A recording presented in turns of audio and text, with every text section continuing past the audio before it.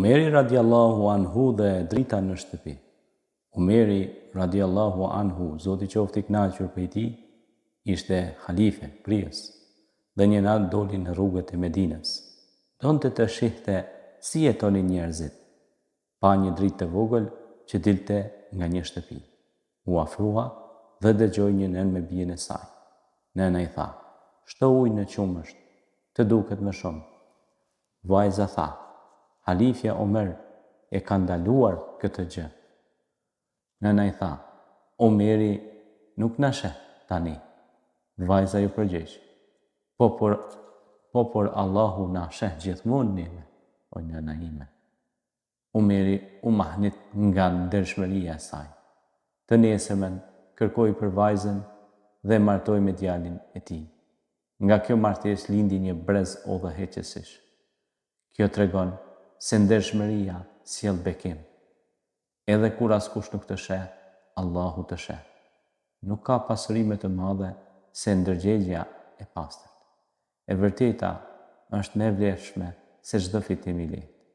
Zemrat e ndershme janë thesari i një shoqërie.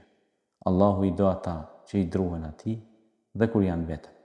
Edukimi i një nëne mund të ndërtojë një kom. Njerëzit e sinqertë ndërtojnë historinë me veprat e tyre. Të tillë ishin këto gjenerata të arta që punonin me sinqeritet, duke bërë vepra të mira, duke inkurajuar dhe të tjerët të bëjnë vepra të mira.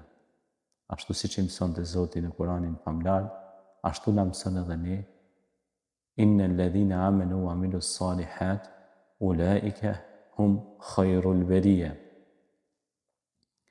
Ata të cilët bëjnë vepra të mira janë krijesat më të dashura tek Krijuesi, tek Zoti, ai që na ka kriju, shpikësi, formuluesi, i plotfuqishmi, i gjithdijshmi, Allahu fuqiplot, i cili e krijoi tokën, qiellin, hënën, diellin, na krijoi dhe ne si njerëz, na dha shpirtin, na merr shpirtin dhe do dalim para tij dhe me shpresë ta fitojmë xhenetin.